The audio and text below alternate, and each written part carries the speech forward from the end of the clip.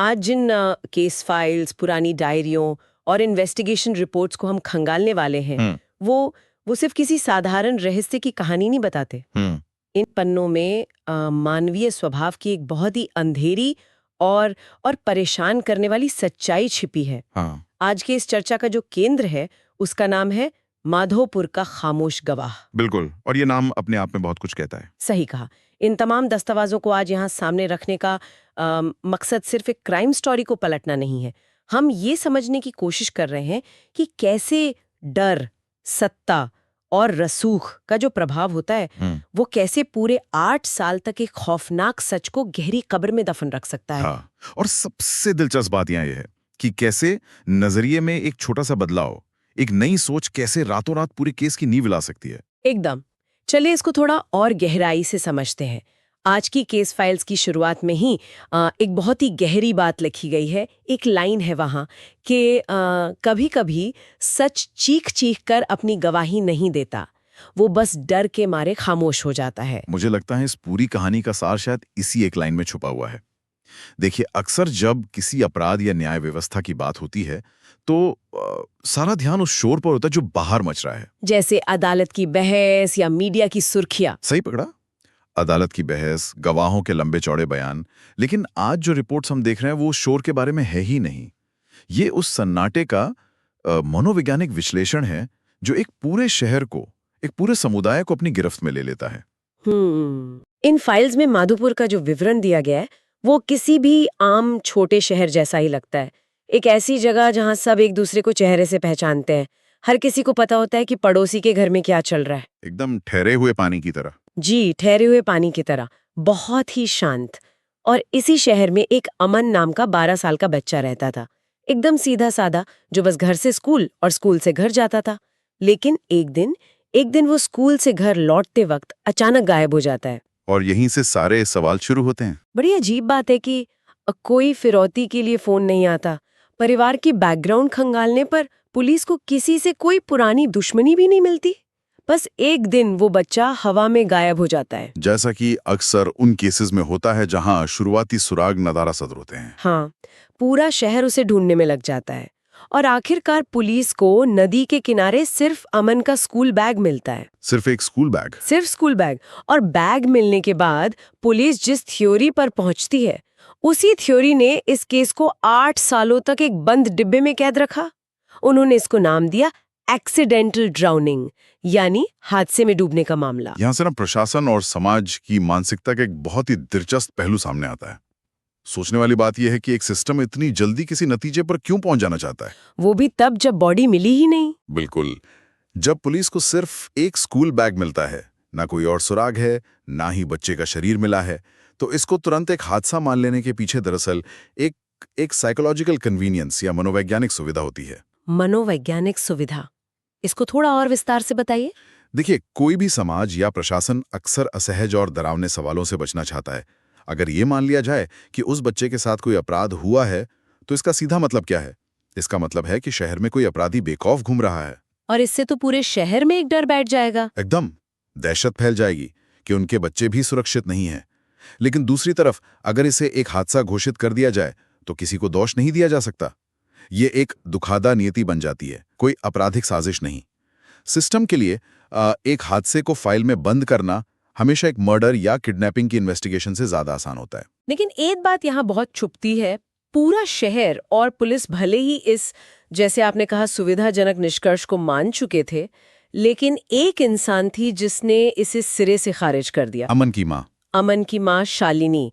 उनका एक ही रटा रटाया बयान था जो हर रिपोर्ट में दर्ज है। वो बार बार कहती थी कि मेरा बेटा पानी से बहुत डरता था, वो नदी के पास जा ही नहीं सकता।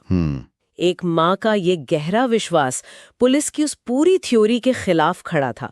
लेकिन इन नोट्स को पढ़ते हुए जो बात मुझे सबसे ज्यादा परेशान कर रही थी, वो ये है कि कैसे आस पड़ोस के लोग, रिश्तेदार सब शालिनी को समझाते रहते थे कि वक्त के साथ सब ठीक हो जाएगा, भगवान की यही मर्जी थी। ये बहुत ही आम प्रतिक्रिया है। ये समाज की उस सामूहिक प्रवृत्ति की तरफ इशारा करता है जिसे हम मनोविज्ञान में कलेक्टिव कॉग्निटिव डिसोनेंस कह सकते हैं। Collective cognitive dissonance. हाँ, समाज अक्सर किसी बड़े पीड़ा या अन्याय को देखकर असहज हो जाता है और उस असहजता को खत्म करने के लिए वो पीड़ित पर ही एक तरह का दबाव बनाने लगता है। लोग सांत्वना देने के नाम पर कहते हैं कि समय हर घाव भर देता है, लेकिन आज की इस रिसर्च में एक बहुत ही कड़वी और सटीक बात लिखी गई है कि वक्त कभी कुछ ठीक नहीं करता। सही कहा, वक्त कभी कुछ ठीक नहीं करता, वो सिर्फ दर्द के साथ जीने की आदत डाल देता है। शालिनी के मामले में समाज अनजाने में ही सही उस पर एक भारी मानसिक दबाव बना रहा था कि वो सवाल पूछना बंद कर दे। क्योंकि कोई नहीं चाहता था कि एक माँ के तीखे सवाल उस छोटी से शहर की उस झूठी शांति को भंग करें। बिल्कुल, एक तरह से समाज अपनी शांति और अपनी सहूलियत बनाए रखने के लिए एक माँ के न्याय मांगने के अधिकार को धीरे धीरे खत्म कर रहा था। ये सोचती हूँ तो कितना भयानक लगता है कि एक माँ पूरे 8 साल तक इसी घुटन, इसी अकेलेपन और इस एहसास के साथ जीती रही कि उसका बेटा शायद किसी हादसे का शिकार नहीं हुआ था, उसके साथ कुछ और हुआ था, लेकिन कोई भी उसकी बात सुनने को तैयार नहीं था। 8 साल किसी एक विश्वास को अकेले पकड़े रहने के लिए बहुत लंबा समय होता है। बहुत लंबा समय होता है, चीजें बदल जाती हैं, लोग भूल जाते हैं। लेकिन यहाँ कहानी एक बहुत ही दिलचस्प मोड़ लेती है। 8 साल बाद माधोपुर थाने में एक नए पुलिस अफसर का ट्रांसफर होता है, इंस्पेक्टर अर्जुन।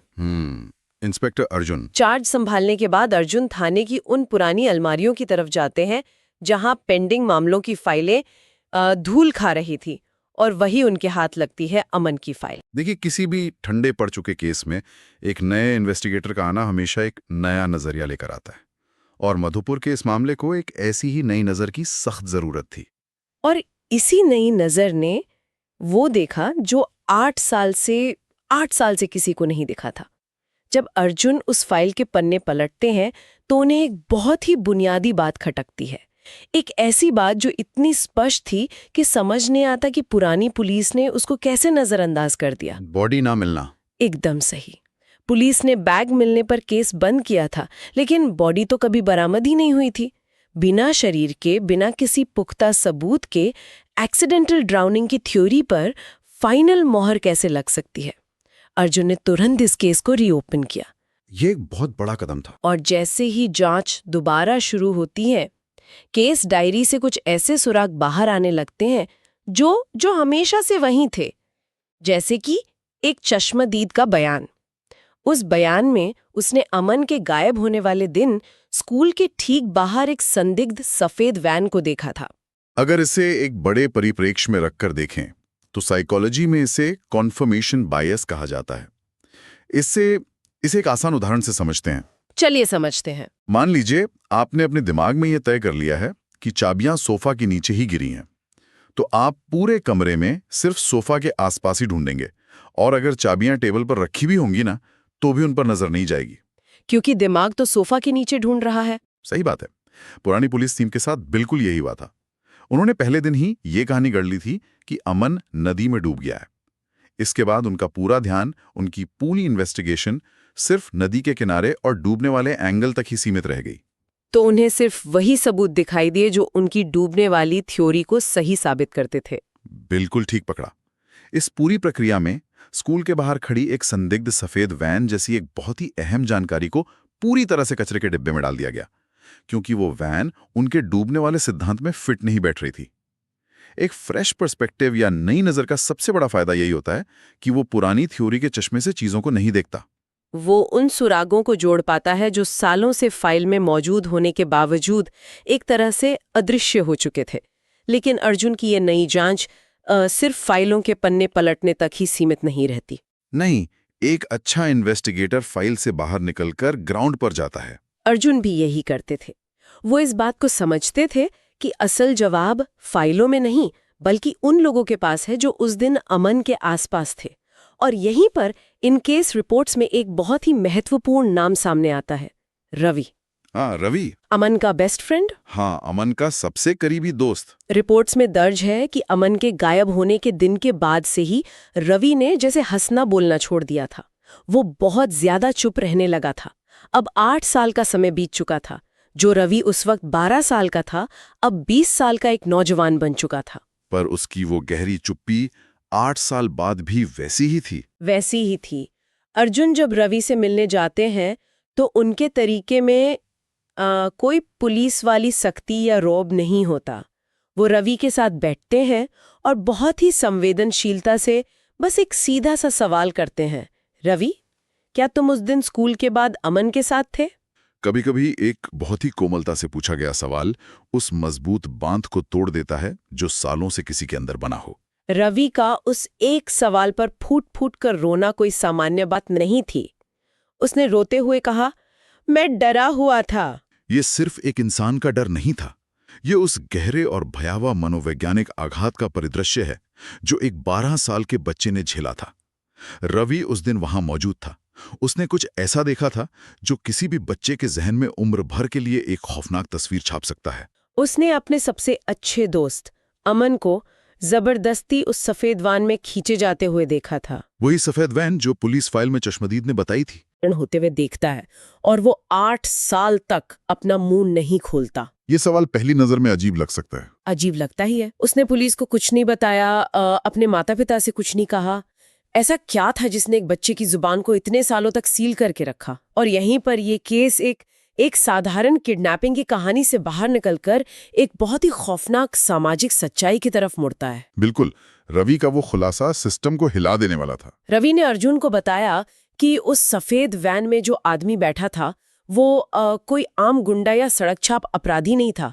वो मधोपुर का एक बहुत ही जाना माना, बहुत ही इज्जतदार और रसूखदार व्यापारी था।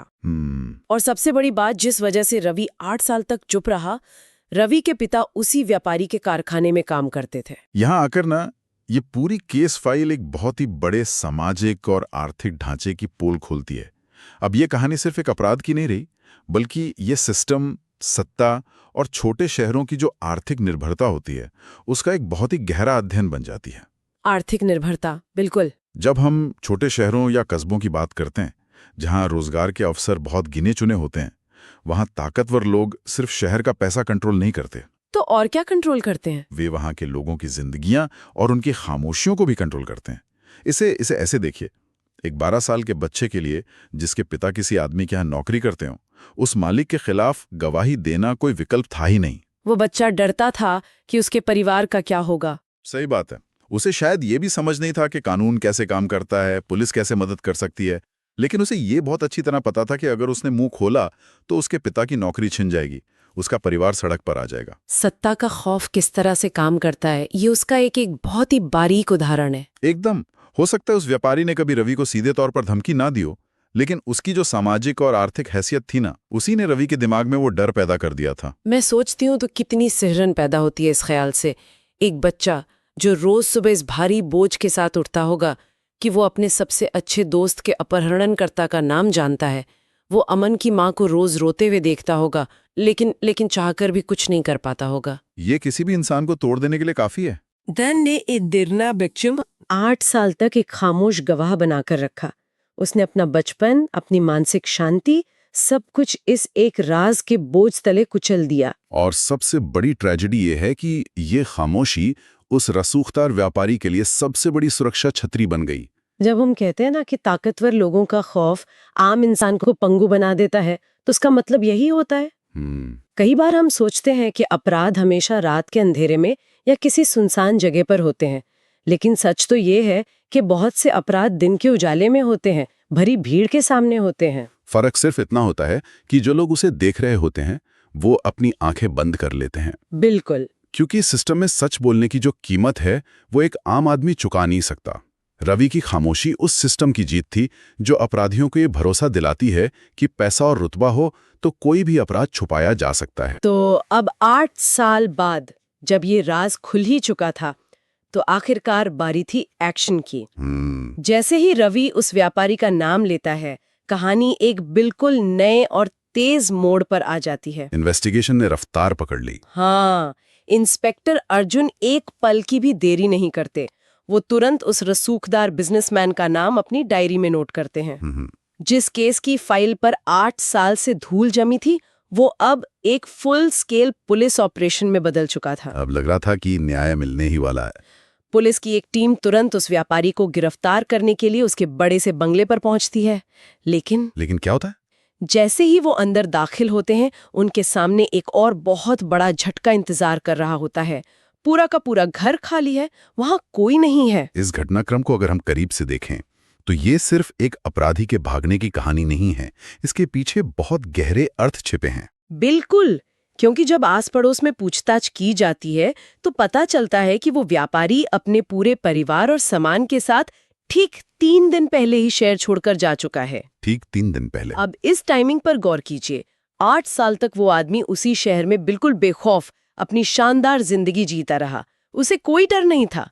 लेकिन जैसे ही एक नया इंस्पेक्टर पुरानी फाइलें निकालता है, जैसे ही जांच दोबारा शुरू होती है और जैसे ही रवि अपनी सालों की चुप्पी तोड़ता है, अचानक वो आदमी गायब हो जाता है। ये टाइमिंग सच में चौंका देने वाली है। ये क्या इशारा करता है?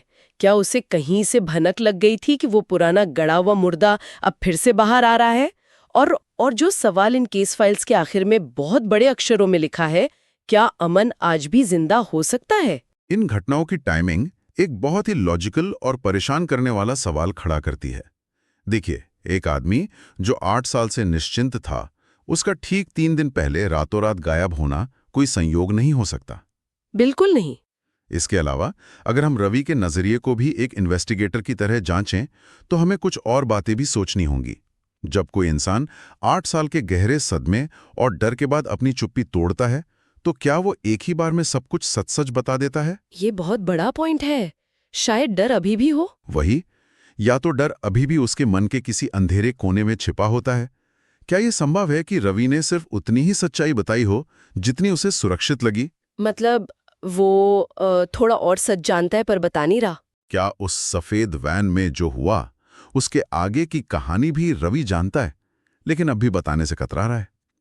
इस केस डायरी के ये पन्ने अभी भी कई अनसुलझे रहस्यों की तरफ इशारा कर रहे हैं।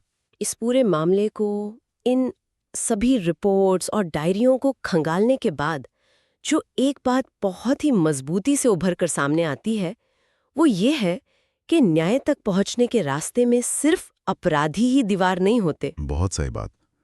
इस पूरी चर्चा का अगर एक निष्कर्ष निकाला जाए तो वो बहुत ही स्पष्ट है। कई बार समाज में सबसे बड़ा अपराध सिर्फ किसी के साथ गलत करना नहीं होता, बल्कि सच को जानते हुए भी उसे अपने सीने में दफन रखना होता है। हाँ। जब कोई आम इंसान या कोई समुदाय डर के मारे अपनी आंखें और मुंह बंद कर लेता है, तो वो जाने अनजाने में उन अपराधियों के हाथों को और मजबूत कर रहा होता है।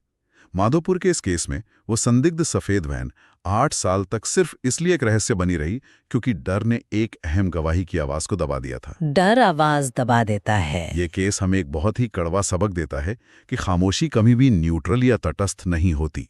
वो हमेशा ताकतवर और अत्याचारी का ही साथ देती है। और यही वो बिंदु है जो इस पुरानी केस फाइल को आज के समय में भी इतना अहम बना देता है।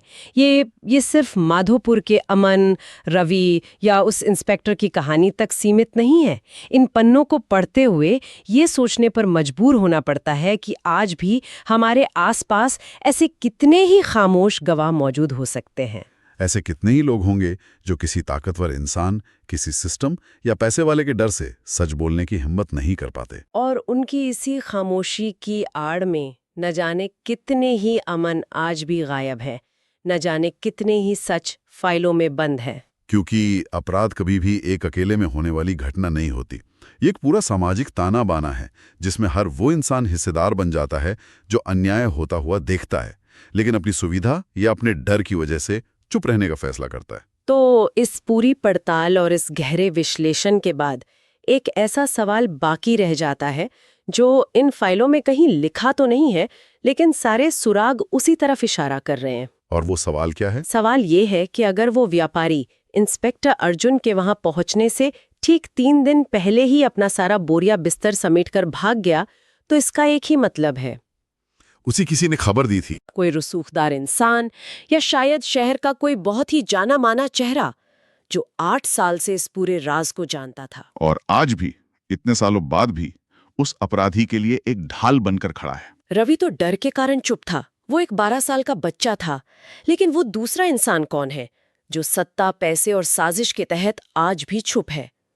माधोपुर का वो असली खामोश गवाह आखिर है कौन? ये सच में रातों की नींद उड़ा देने वाला ख्याल है। इस बेचैन कर देने वाले सवाल के साथ हम आज की इस चर्चा को यहीं खत्म करते हैं, क्योंकि ऐसा लगता है कि असली सच्चाई अभी भी माधोपुर की किसी खामोश गली में अपने बाहर आने का इंतजार कर रही है।